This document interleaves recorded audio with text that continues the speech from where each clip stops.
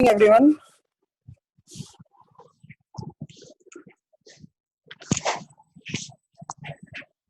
Last time हमने ये represent a pair of lines के ऊपर सम्स किए थे जो डिटर्मिनेंट पे बेस्ड थे और फिर उसके बाद में हमने एक्यूट एंगल पे सम्स किए थे। आज उसके आगे कंटिन्यू करेंगे हम लोग। एक्सरसाइज 4.3 का क्वेश्चन नंबर 9 है equations of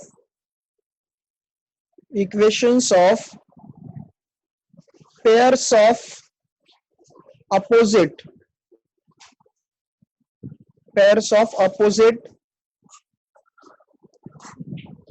sides of parallelogram are x square minus 7x plus 6 equals to 0 and y square minus 14y plus 40 equals to 0. Find the joint equation of its diagonal. Find the joint equation of its diagonal. ठीक है, ये काफी easy question है। सो यहाँ पे बोला क्या गया है, equation of pairs of opposite sides of a parallelogram. देखो अपोजिट साइड पैरेललोग्राम के यहाँ पे गिवन है।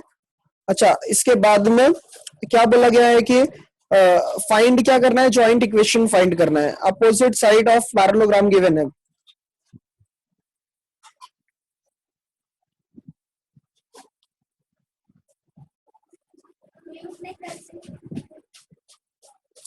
सो यहाँ पे क्या करेंगे ना हम लोग, जो पहले ये इक्वेशन दिया है स्टूडेंट्स यहाँ पे, उसमें हम लोग ये फाइंड करते हैं कि कोऑर्डिनेट्स होंगे कैसे।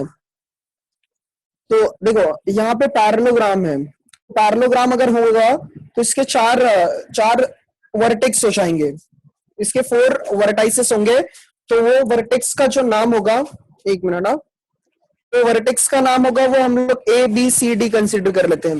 देखो अपोजिट साइड के ये सब इक्वेशन 2 दिया है, अब इनसे हमें क्या फाइंड करना है, जॉइंट इक्वेशन।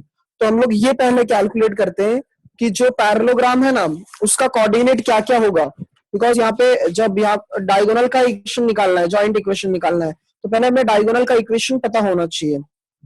तो हम लोग कंसिडर करते हैं let A B C D be the parallelogram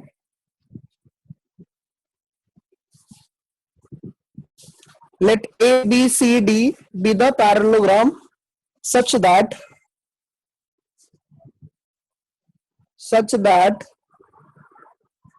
combined equation of side,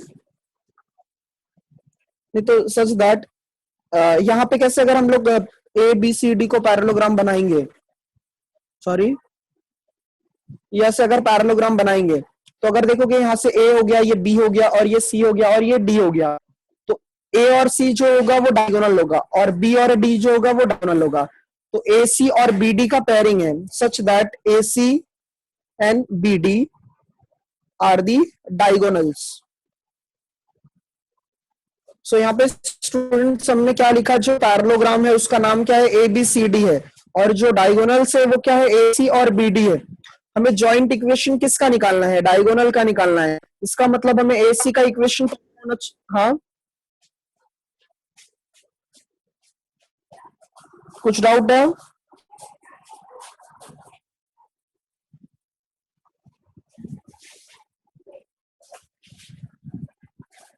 A B C D क्या है, ये पैरेललोग्राम है, और उसके डायगोनल्स कौन है, ए सी है और कौन है, बी डी है, ये डायगोनल्स हो जाएंगे। अब हमें क्या करना होगा स्टूडेंट्स, यहाँ पे किसी को कुछ डाउट है तो वो पूछ सकते हैं। अब इसके बाद में फर्स्ट जो इक्वेशन है, देखिए तो ये क्वाड्रेटिक इक्वेशन है, x square minus 7x plus 6। सो यहाँ पे लिखता हूं मैं x square minus 7x plus 6। अभी वरुण मैंने कुछ समझाया ही नहीं है, वैसे तो मैंने सिर्फ इतना बताया है कि पैरेललोग्राम है और इसके बाद में उसके जो मतलब डायगोनल है उसका पॉइंट इक्वेशन निकालना है। तो पैरेललोग्राम का जो कोऑर्डिनेट होगा वो हमने क्या कंसीडर किया, A B C D consider किया। तो ए बी सी डी अगर पैरेललोग्राम होगा, यहाँ पे देखो ए बी सी डी अगर पैरेललोग्राम होगा तो ए सी और बी डी जो है उसका डायगोनल होगा। तो हमने लिखा यहाँ पे let A B C D be the parallelogram such that A C और बी डी क्या होगा, डायगोनल होगा। ठीक है, ये क्लियर हुआ। अब इसके बाद में हमें ये इक्वेशन दिया है कि इससे हम कोऑर्डिनेट कैलकुलेट कर सकते हैं। तो इसका फैक्टराइजेशन मेथड से 6 इंटू 1 कितना हो जाएगा, 6। 6 का ऐसा फैक्टर जिसको प्लस करने के बाद 7 आना चाहिए। तो यहाँ पे -6 और क्या आएगा, -1 आ जाएगा। तो ये क्या होगा, x square minus 6x of x plus 6 equals to 0। Factorisation method है यहाँ पे स्टूडेंट्स हमने यूज किया। 6 का ऐसा फैक्टर जिसको प्लस करने के बाद 7 आना चाहिए। तो 6 1 जा 6 और 6 प्लस 1 कितना हो जाएगा, 7 हो जाएगा। तो देयरफॉर अब क्या करेंगे, इसमें फर्स्ट और सेकेंड टर्म में देखो कुछ कॉमन है क्या। फर्स्ट और सेकेंड टर्म में कॉमन क्या है, x है। सो हम दोनों टर्म्स में से x बाहर निकालते हैं। यहाँ पे क्या आ जाएगा, x -6 जाएगा। ठीक है, अच्छा इन दोनों में कुछ भी कॉमन नहीं है, ये -6 आ रहा है ब्रैकेट में, तो यहाँ पे भी -6 आना चाहिए। तो -1 बाहर निकाल लिया, भी क्या आएगा, x -6 इक्वल 0। ठीक है, तो ब्रैकेट के अंदर जो पार्ट है यहाँ पे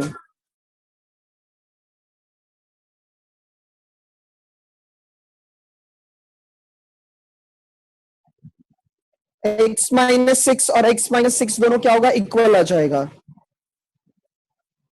अब x-6 x-1 equals to 0।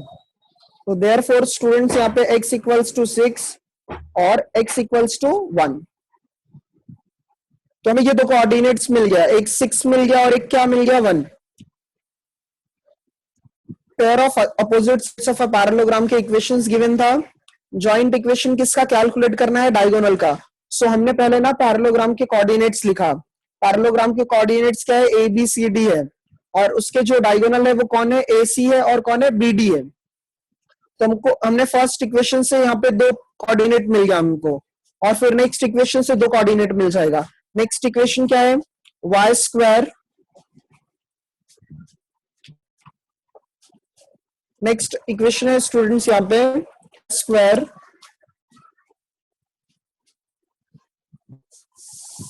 -14y plus 40 equals to 0।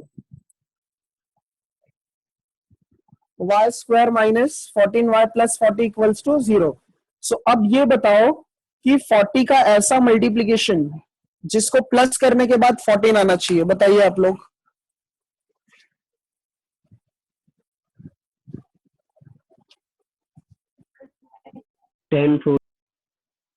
हाँ 10 4 जा, तो यहां पे कैसा हो जाएगा, बाकी लोगों का रिस्पांस नहीं रहता है कुछ भी। Y square -10y -4y plus 40 equals to क्या हो जाएगा, 0। सो फर्स्ट और सेकेंड टर्म में यहाँ पे स्टूडेंट्स कॉमन क्या है, फर्स्ट और सेकेंड टर्म में y है, तो यहाँ पे y कॉमन ले लेंगे। तो ये क्या हो जाएगा, y माइनस ऑफ, इन दोनों में क्या कॉमन क्या है, 4 है, तो -4, ये भी क्या हो जाएगा, y -10 इक्वल्स टू 0। सो इनको कर देंगे तो ये y -10 आएगा एक, और एक क्या आएगा, y -4 इक्वल्स टू 0।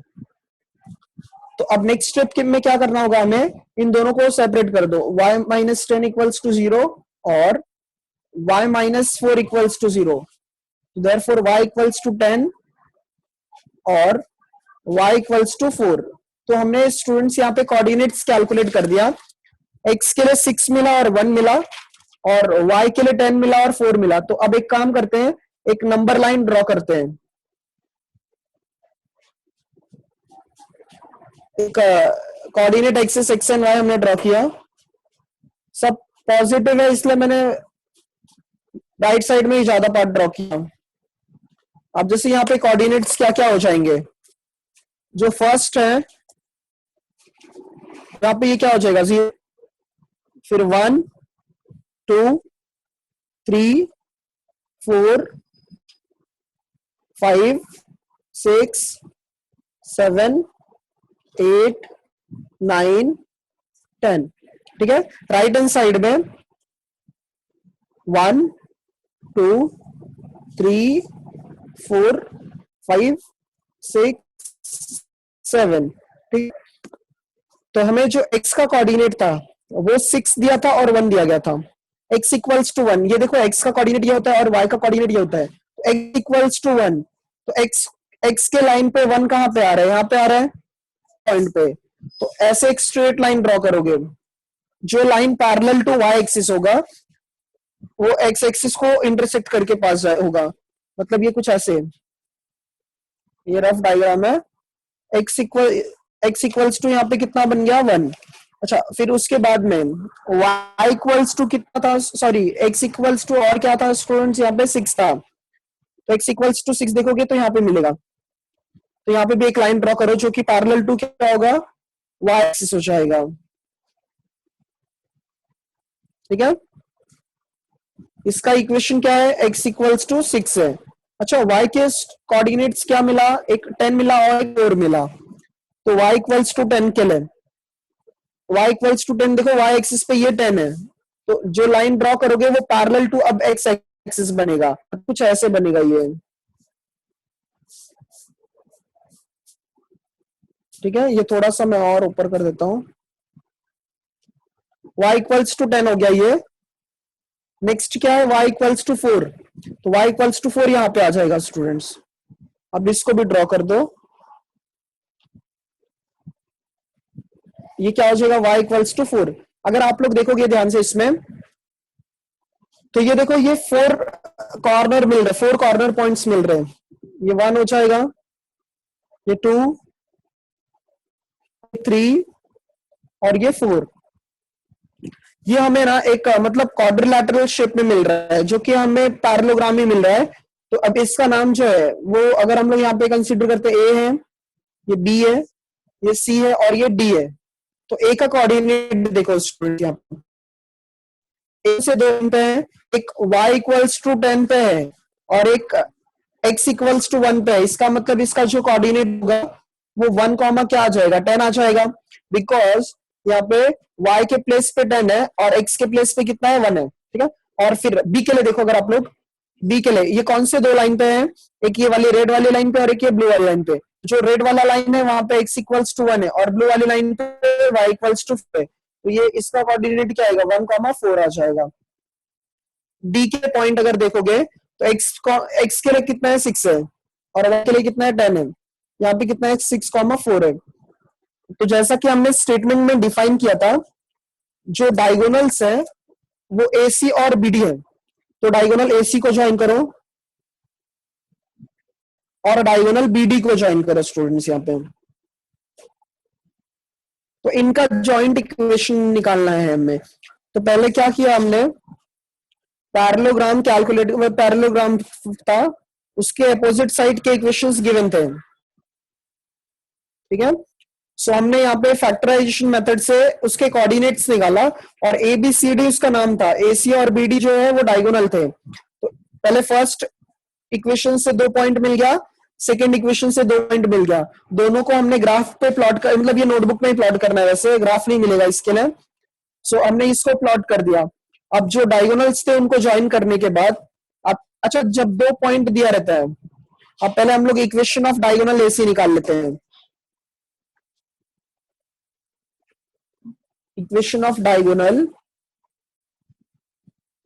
AC, अच्छा A का जो कोऑर्डिनेट है वो है 1,10 और जो C का जो कोऑर्डिनेट है वो है स्टूडेंट्स यहाँ पे 6,4 है, 6,4 है बराबर। तो A का कोऑर्डिनेट हो गया और C का कोऑर्डिनेट हो गया। तो जो फर्स्ट पॉइंट है उसको हम कंसीडर करते हैं x1 और y1, और जो दूसरा पॉइंट है उसको x2 और y2 कंसीडर करेंगे। इजी है स्टूडेंट्स ये। अब हमें पता है कि जब 2 पॉइंट दिया रहता है तब उसका इक्वेशन कैसे निकालेंगे, टू पॉइंट फॉर्म से, very good, two point form से निकालते हैं। सो यहाँ पे यूज करो टू पॉइंट फॉर्म। तो टू पॉइंट फॉर्म के लिए क्या फॉर्मूला था, y minus y one upon y two minus y one equals to x minus x one upon x two minus x one. So values इसमें substitute करो, तो जिससे हमें एक डायगोनल का इक्वेशन मिल जाएगा, उसी तरह से दूसरे पे डायगोनल का मिलेगा, दोनों के लेफ्ट हैंड साइड को मल्टीप्लाई कर दोगे तो आपको रिक्वायर्ड इक्वेशन मिल जाएगा। ठीक है, सो अब यहाँ पे y माइनस वाई वन का जो वैल्यू है वो किसके इक्वल है, 10 के, तो y माइनस 10, और y2 माइनस y1 है, y2 के लिए कितना है 4 है, और y1 के लिए कितना है 10 है, तो 4 माइनस कितना हो जाएगा ये 10, x माइनस x1 कितना है 1 है, और x2 माइनस x1 तो ये 6 माइनस क्या होगा 1। ठीक है, अब क्या करेंगे, इसको और सिंप्लीफाई करते हैं, y माइनस 10 अपॉन कितना होगा ये माइनस ऑफ 6 हो जाएगा। अब यहाँ पे x माइनस 1 अपॉन क्या हो जाएगा 5, क्रॉस मल्टीप्लाई करो तो minus 6 into sorry 5 into y कितना हो जाएगा 5y माइनस ऑफ 50, यहाँ पे माइनस 6x प्लस 6, माइनस में, माइनस से अगर ये साइड आ जाएगा तो क्या हो जाएगा प्लस में, तो 6x और प्लस 5y तो वैसे ही रहेगा, और यहाँ पे ये कितना हो जाएगा प्लस 6 है, वो साइड आएगा तो माइनस, ये माइनस में और ये भी माइनस में, तो माइनस माइनस प्लस हो जाएगा, तो ये कितना आ जाएगा 56। फर्स्ट इक्वेशन हो गया ये स्टूडेंट्स। तो इक्वेशन ऑफ डायगोनल एसी मिल गया। अब बीडी के लिए भी सेम वैसे कैलकुलेट करो, बी और डी के लिए। तो नेक्स्ट यहाँ पे स्टेटमेंट लिखोगे, equation of diagonal B D. तो बी के लिए जो कोऑर्डिनेट है वो 1,4 है, और जो डी का कोऑर्डिनेट है वो यहाँ पे 6,10 है। तो ये हमारा x1 हो जाएगा और y1, और ये x2 y2।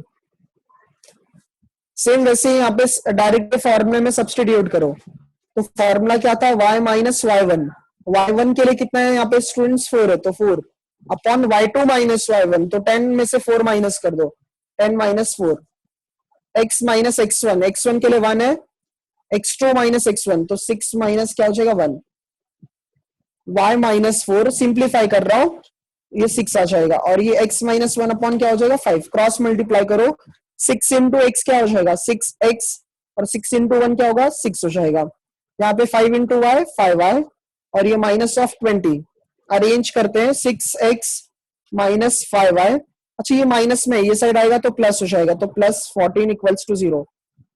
जब दो इक्वेशन मिल गए, अब इनका जॉइंट इक्वेशन निकालना है स्टूडेंट्स यहाँ पे। ओके, स्लो जाना है।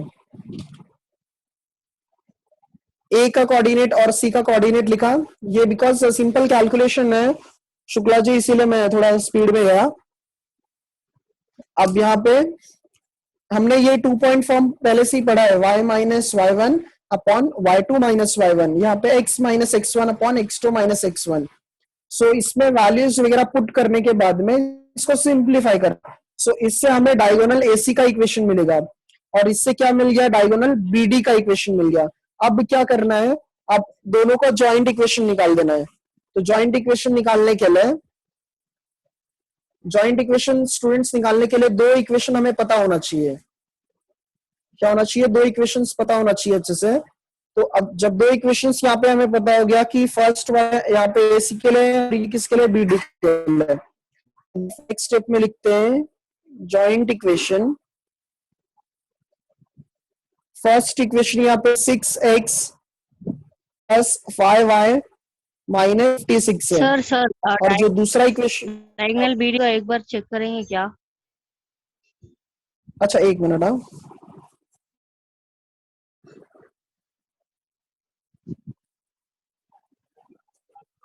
हाँ सर समझ, करेक्ट है। हाँ मेरा माइनस आ रहा था, अभी समझा सर। हाँ क्योंकि ये माइनस में था ना, ये साइड गया तो वो प्लस हाँ बन गया। Thank you. हाँ 6x minus 5y plus 14 equals to 0। अब इसको हम लोग क्या करेंगे, मल्टीप्लाई कर देते हैं। तो 6 और 6 मल्टीप्लाई कर दो, 6 और 6 मल्टीप्लाई करोगे तो कितना आ जाएगा 36, तो 36x स्क्वायर आ जाएगा। ठीक है, अच्छा 6 का मल्टीप्लीकेशन अब 5 के साथ करो, तो 6 इंटू 5 कितना हो जाएगा, 30 हो जाएगा, तो -30 xy। पहले 6 को मैंने इन दोनों के साथ मल्टीप्लाई किया, अब के साथ मल्टीप्लाई करना है, तो 6 इंटू 14 कितना होता है, 84 होता है, तो 84x होगा। पार्ट 6x को मैंने सबके साथ मल्टीप्लाई कर दिया, अब प्लस 5y के साथ कर रहा हूं, प्लस 5y के, तो प्लस 5y का जब इसके साथ होगा तो ये कितना आ जाएगा 30xy, और 5 इंटू 5 कितना होगा 25y², और 5 का मल्टीप्लीकेशन 14 टाइम करोगे तो 70 आ जाता है, तो 70y। ठीक है, अब यहाँ पे क्या है, माइनस है, सो यहाँ पे माइनस लिखता हूं मैं। अच्छा 56 को अगर 6 के साथ मल्टीप्लाई करोगे तो 50 इंटू 6 कितना होता है, यहाँ पे अपना 300 हो जाता है, और फिर 36 और आ जाएगा, मतलब 336। 56 को अगर 6 के साथ मल्टीप्लाई करोगे तो 336 आ जाएगा, ये माइनस है और ये माइनस है, तो क्या बन जाएगा प्लस, और ये कितना हो जाएगा स्टूडेंट्स यहाँ पे 56 इंटू 5 280y। अच्छा लास्ट में माइनस है, यहाँ पे भी प्लस है, तो माइनस और प्लस क्या हो जाएगा माइनस, तो 56 इंटू 14, एक मिनट, 56 इंटू 14,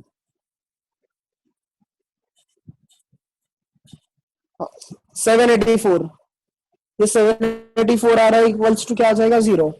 सो अब इसको अरेंज कर लोगे तो आपको ये सम का आंसर मिल जाएगा। ठीक है, पहले हमें क्या रखना होता है, पहले हमें x रखना होता है, फिर xy का टर्म, मतलब xy कौन है यहाँ पे 30xy और प्लस 30xy है, तो ये दोनों तो कैंसिल हो जाएंगे, प्लस 30x माइनस 30 और प्लस 30x ये दोनों कैंसिल हो जाएंगे। सो पहले xy का x² का टर्म, फिर y² का टर्म, फिर देखो x का टर्म, यहाँ पे x है और यहाँ पे भी x है, तो x का टर्म, फिर y का टर्म, और फिर लास्ट में कांस्टेंट टर्म। ये सम रिपीट करो कि समझा अच्छे से, किसी को डाउट है तो वो शायद में बताओ। हाँ प्रोसीड करें ना फिर आगे। अच्छा थैंक यू।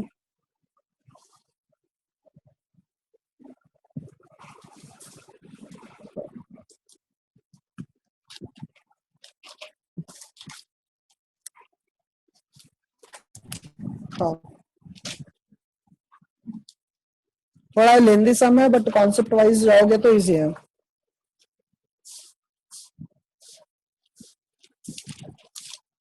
एक मिनट देना बस। हाँ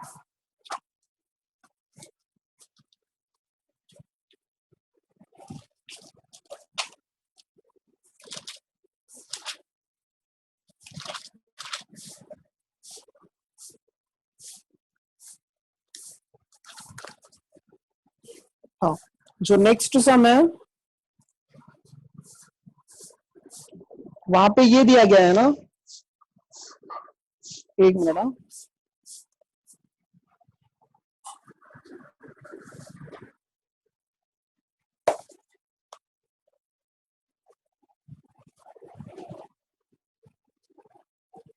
OAB question number 10, triangle OAB is formed by lines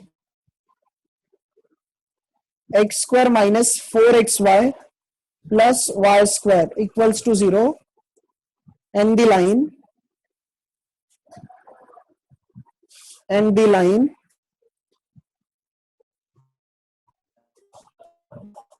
2x plus 3y minus 1 equals to, यहाँ पे बोला गया है find the equation of the median of the triangle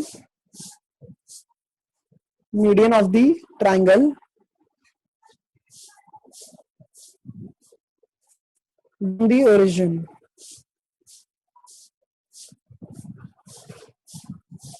ठीक है, सो हमें यहाँ पे ना एक ट्राइंगल दिया हुआ है OAB,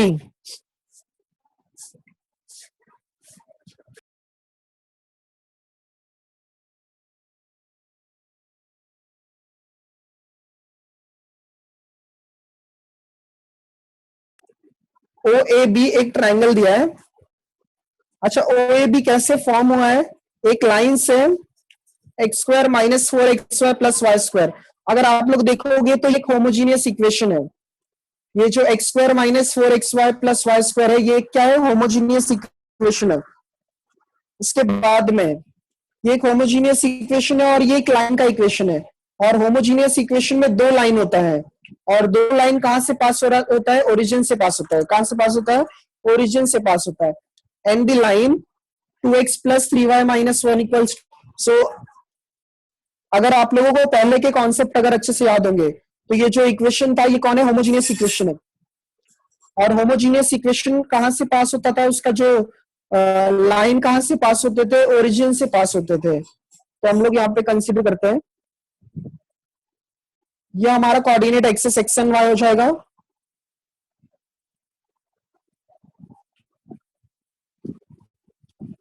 एक मिनट।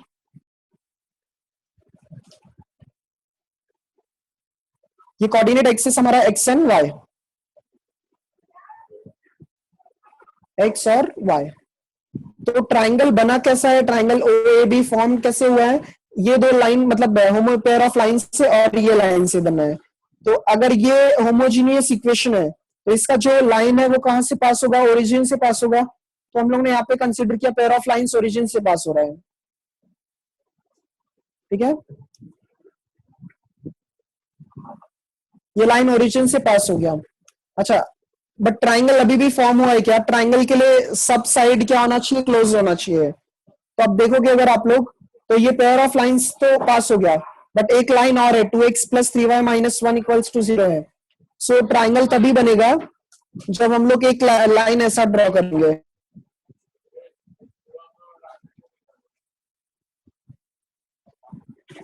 देख रहे हो, ये एक ट्राइंगल बन गया। और ये ट्राइंगल का नाम जो है यहाँ पे ओ है। ये फर्स्ट जो पॉइंट है इसको ए नाम दे दो, और यहाँ पे जो पॉइंट है वो बी नाम। तो देखो ये ओ ए बी, ये एक ट्राइंगल बन गया। रिपीट करता हूं मैं, ओ ए बी कैसे फॉर्म हुआ है? ये लाइन से। यहाँ पे देखो लाइंस लिखा है, इसका मतलब ये दो लाइन होगा यहाँ पे। ठीक है, तो ये दो लाइन कहां से पास होगा? ओरिजिन से पास होगा। तो हमने इसको ओरिजिन से पास किया। अब इसके बाद में ये एक लाइन है। अब ये लाइन को हमने कैसे भी मतलब यहाँ पे रैंडमली ड्रॉ कर दिया है। अब ये भी ट्राइंगल बन गया, ये थर्ड साइड हो जाएगा ट्राइंगल का। अब क्या फाइंड करना है? Equation of the median of the triangle drawn from the. अच्छा, अगर बताओ, अगर मीडियन पास होगा ओ से तो कौन से साइड पे होगा? मीडियन अगर पास होगा ओ से तो कौन से साइड पे होगा? Very good, A B. A B पे होगा। हाँ, वेरी गुड, ए बी पे होगा। सो हमने यहाँ पे कंसिडर किया, ये जो ओ से पास हो रहा है ना मीडियन, वो लाइन यहाँ पे मिड पॉइंट के लिए ये कोऑर्डिनेट हमने एम कंसिडर कर लिया। क्या कंसिडर कर लिया? एम। तो अब हमने यहाँ पे जो जो यहाँ पे डिफाइन किया है वो लिख लेते हैं। यहाँ पे ए का जो पॉइंट है वो हमें पता नहीं है, सो हम पहले ये कंसिडर करते हैं ए का जो पॉइंट है वो क्या है? x1 और y1। हाँ, और बी का जो पॉइंट है वो x2 और y2। अच्छा, ये बताओ, अब ए और बी तो दो पॉइंट हो गए, बट मिड पॉइंट कौन है? एम है। तो मिड पॉइंट एम है तो उसका फॉर्मूला हम लोग यूज कर सकते हैं। मिड पॉइंट का क्या फॉर्मूला था? दोनों के एक्स कोऑर्डिनेट को प्लस करके डिवाइड बाय 2, और दोनों के वाई कोऑर्डिनेट को प्लस करके डिवाइड बाय 2 करते थे। सो यहां पे हम लोग ये कंसीडर करते हैं, लेट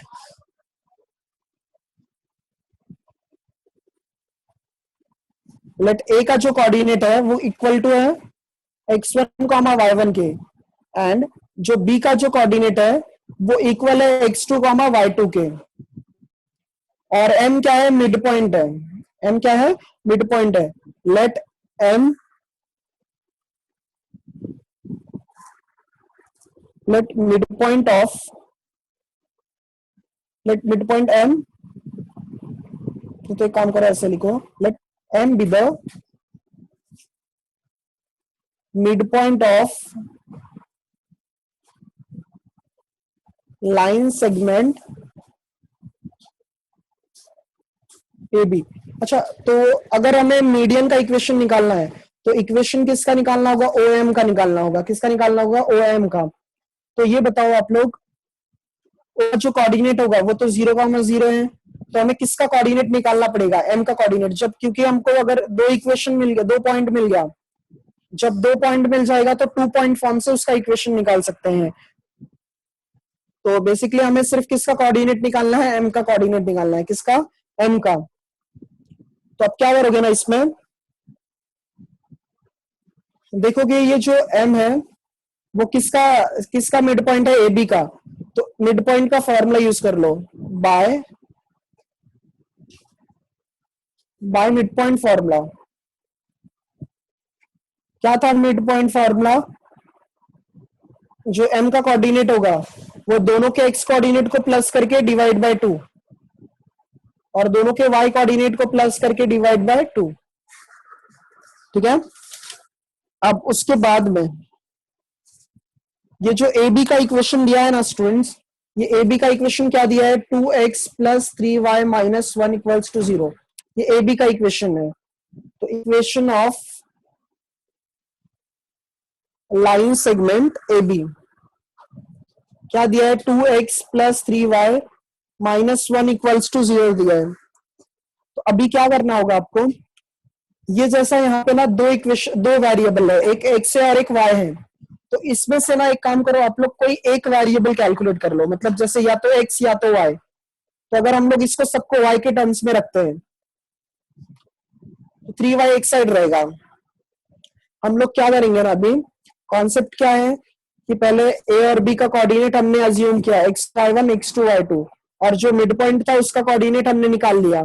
ठीक है। अब m का कोऑर्डिनेट कैलकुलेट करने के लिए जो ये लाइन दिया है ना, जैसे या तो x कैलकुलेट करेंगे या तो y कैलकुलेट करेंगे, दोनों में से जब एक कैलकुलेट करने के बाद इसमें सब्सटीट्यूट कर देंगे तो पूरा इक्वेशन सिर्फ एक ही वेरिएबल में बन जाएगा।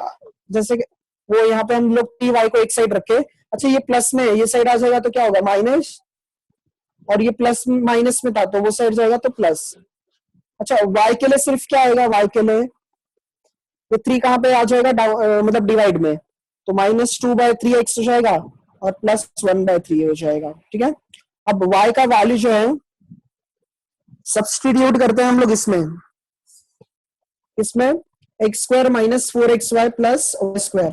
अच्छा जो x² minus 4xy plus y square है ना, ये जॉइंट इक्वेशन है किसका? OA का और किसका? OB का, क्योंकि ये दो लाइन से बनता है।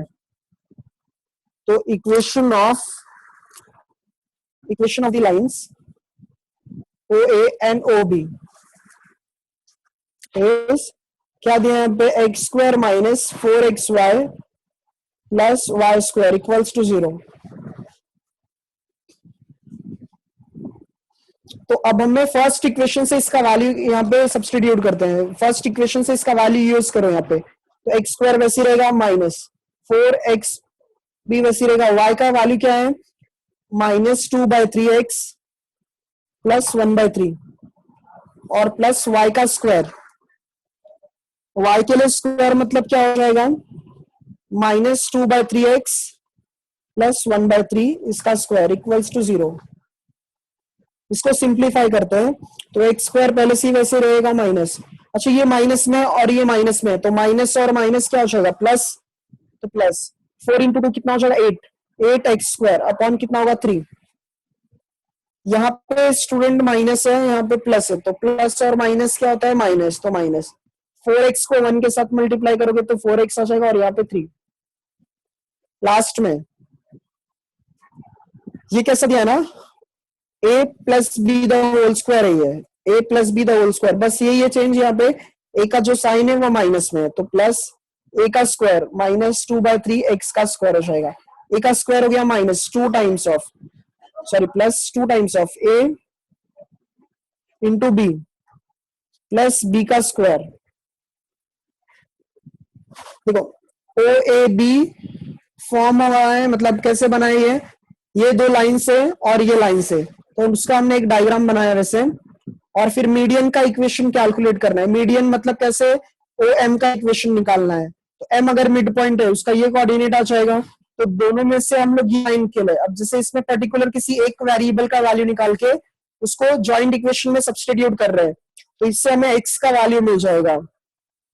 अच्छा, अब इसमें यहाँ पे ये क्या हो जाएगा, x square plus 8/3x² minus 4/3x।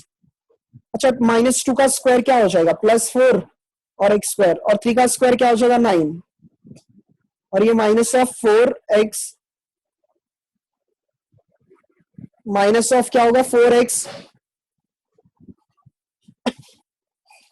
Minus of 4x upon क्या हो जाएगा 3।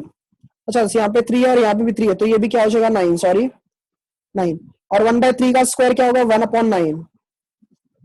कैलकुलेशंस ये स्टूडेंट्स यहाँ पे थोड़ा सा आप लोगों को अभी थोड़ा टफ लग रहा होगा ये, बट ये नॉर्मल कैलकुलेशंस है। हमने सिर्फ y का वैल्यू इसमें सब्स्टिट्यूट किया है और सिंप्लीफाई कर रहे हैं। अब ये पहले ब्रैकेट को ओपन किया और इसमें a + b the whole square का फॉर्मूला यूज किया। अब देखो कि अगर लास्ट के तीनों टर्म्स इसमें, यहाँ पे 9 है, यहाँ पे भी 9 है और यहाँ पे भी 9 है, तो जब सब जगह पे 9 है तो इन स्टार्टिंग के तीनों टर्म्स में भी 9 कन्वर्ट करते हैं। सो हाँ सर। सो ये मीटिंग का टाइम खत्म होने आ गया, सबको लिंक भेजा है मैंने, तुरंत ज्वाइन कर सकते ओके सर। हाँ सर। हाँ सर इसी लिंक पे न्यू डे चालू हो सकता है, न्यू लेक्चर। जो लिंक भेजा है उस पर ज्वाइन कर। थैंक्स।